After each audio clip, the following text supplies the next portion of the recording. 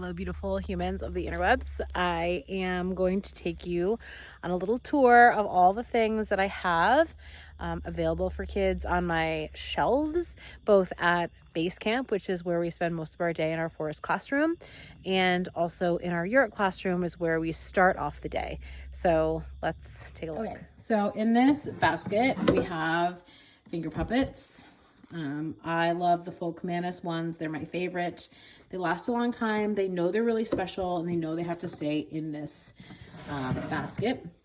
We also have just loose out some track finders. You would look at the track in the center and then decide what it might be. We have them for butterflies, leaves, clouds, and insects as well. These are some phones that are left over from my old kindergarten teaching job. They echo really nicely, just made out of PVC and glued together. It helps them hear the sound of their voice. It helps, with phonemic awareness, etc.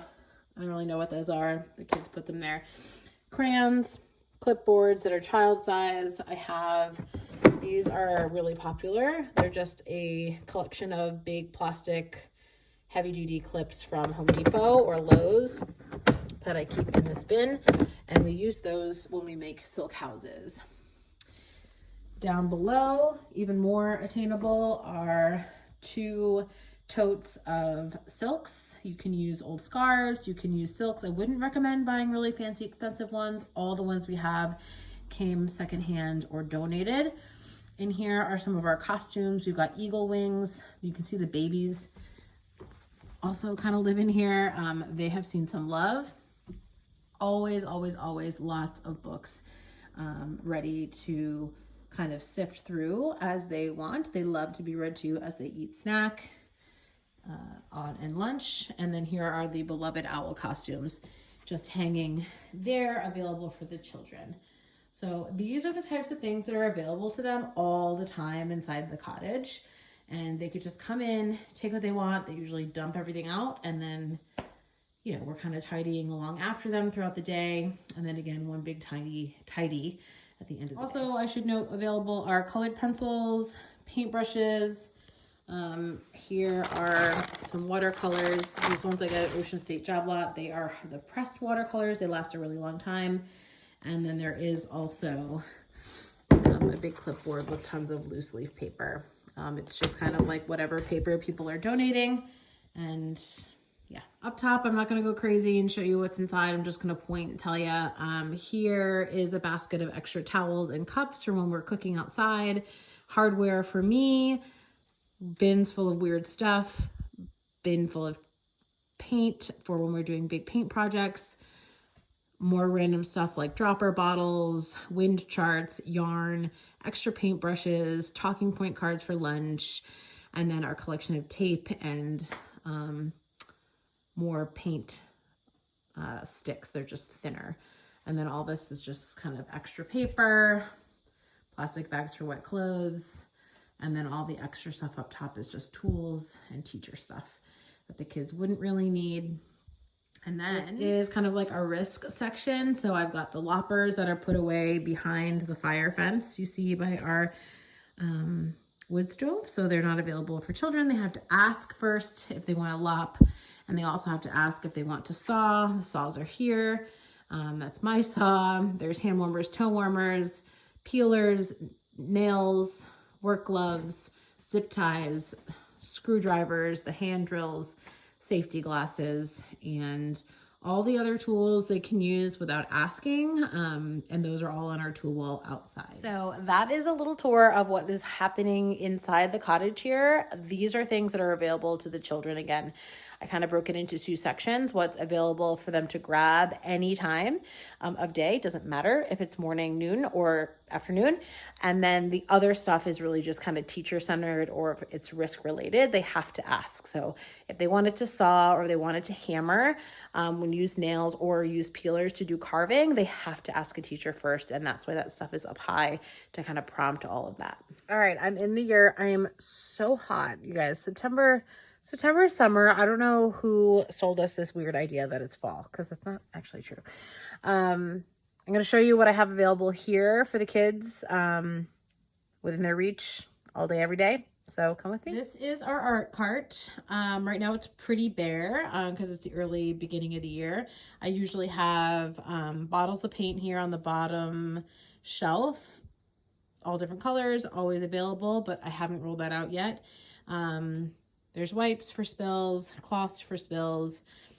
These are just little plastic trays. I got the dollar bin in Target, I think, like a couple years ago, for their paint palettes. The paintbrushes usually live there, but they are out right now on the art table. So those are always available to them. Here is our art table. I usually set that out with some paper for them to explore in the morning. And then our paint sticks have seen better days. But these are always out, and I usually put these out for playgroup too in the mornings, along with some chalk bits, especially if I forget that they were out and they got wet. They work really amazing. Moving on is our paper area. In each one of these drawers, there's different types, colors, sizes of paper. There's some oil pastels here in these tiny dishes, white crayons, whiteboards, and white dry erase markers. Here we have chalkboard with lots of chalk, some Play-Doh letter stamps, and clipboards. Most of them are at Basecamp right now, so that's why this shelf is looking a little bare. Moving on, here is our block area. Lots of different types of blocks. I should show you that these are people or people-y shaped things, loose parts for building projects. This is the shelf that a lot of people ask me about, so bear with me with my camera angle here. I'm not set up the way I should be. We've got these unit blocks here and some extra bowls. That is a treasure that someone is hiding for tomorrow of gems. I'm gonna leave that there. Moving down, we've got some spools, different types of spools. I've got some bolts here that we've been using to help make letters and shapes with different loose parts. This is just some landscape loose parts. Basically, the shelf is all loose parts, you guys. I've got some trees that I found in the dollar bin. These are little wooden flowers that I got in like a huge box a couple years ago from somebody on Facebook Marketplace. This is just a bin of containers for my friends who like to fill, carry, travel, and dump. Then here are some other types of spools, some really long, large scale ones, lots of different bright colors, just a handful of cars, more blocks, good for hidden literacy, magnet tiles and light blocks. They're just mixed up because I don't have any extra bins.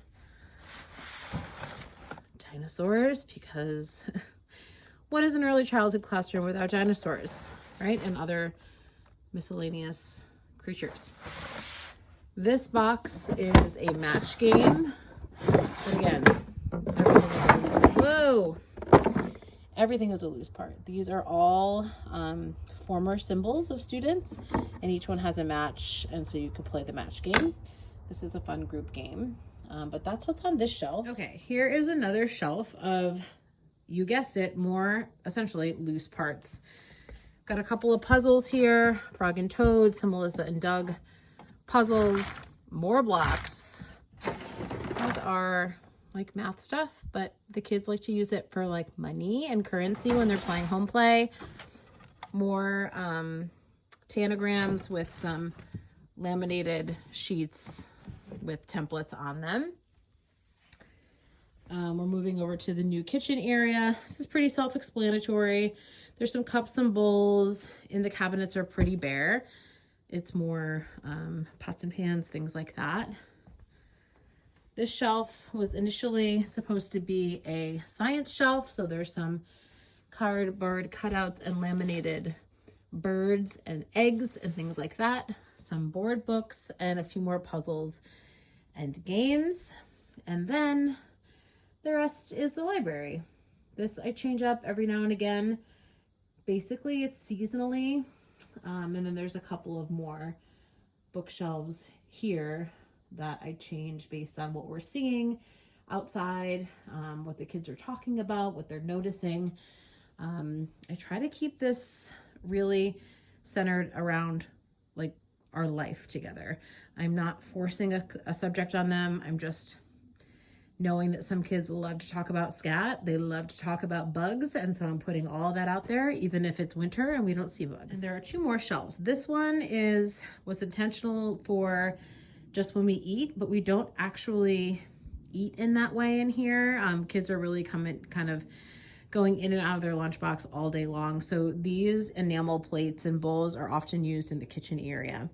The napkins are used also for home play, and that's totally fine right now and in this season of our lives. So I'm just rolling with it, and I love that they get to play with different textures and different materials, and they get to feel the heaviness of a ceramic pitcher versus an enamel one. The plates make different sounds than plastic, so I love that there's that variety for the children. Last but not least, this is our art shelf. This is where all the children have their art supplies. They each have a watercolor palette with their symbol on it, as well as a cup with their symbol on it that has all the same stuff. They have the same colored pencils, the same pencil, the same felt tip pen, the same scissors, and then it goes back on their matching symbol so that they know where it goes and we stay organized, or somewhat so. So that is my shelf tour from inside the yurts.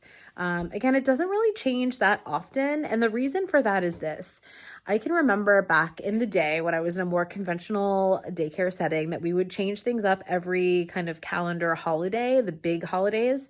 We would, bleach everything and then restock and refresh. I don't do that a lot here because I want to make sure that they're really getting an opportunity to use materials differently than 1, they always have, 2, they might intend to initially, and 3, then they see their peers. I want to really almost let them get bored with the things and force them into in a loving way, using them and the materials in a more inventive, creative way. And so I don't change up the materials a lot. Sometimes I present them out in a different way as an offering or a provocation from time to time. Or what I'll do is I'll change an area as a whole, because over time I've seen them really playing out a schema that isn't really set up for success in this space. And so I'll do that. That's what happened with the kitchen area. They were basically turning every area in this yurt into a home play area. And so I was like, okay, it's time to make some moves. And so I did that. And it's really been amazing. The play has really deepened, and the connections between peers have also increased, which I love. And it's just, home play in general is just the best. So everything in here is based on, play intuition, getting that intrinsic motivation activated, and having longer periods of time, like in repeated opportunities to manipulate materials in various ways and try them, trial and error, over and over and over again. And there is no harm in that. So if you are wrestling with having the same things out for a long time and being bored with them, guarantee you the kids aren't probably bored. Maybe we just, spice it up a little bit with our provocations and just show them a different way that they can be used. Maybe if you've got, I don't know, a bunch of washers out and string, maybe you want to bring out some magnets, right? Same stuff, just used in a different way. So it's really important for us to be flexible in our thinking as well, because the truth of the matter is we all don't have a huge pocketbook to be diving into, to be replenishing and, refurbishing our supplies over and over again. So it's important for us to be creative. And I like to use things that they're going to find in the world, whether they're in a preschool classroom or in, real world outside of these doors. So that is another important piece that I thought I would share. If you have questions about anything, you know where to find me. You can find me on the gram at natureplay_all_day, or email me at natureplay_all_day@gmail.com. If you are interested in mentorship opportunities, I have those available. I'll be opening up some spots this fall. And if you're seeing this video later, no problem. Message me and we'll see what we can get going for you. I love you all. I know you're doing great work, and I don't ever want you to stop. And just know that if you feel like it's been hard lately, I got you. You're not alone. We're in this together, and I will see you on the next one.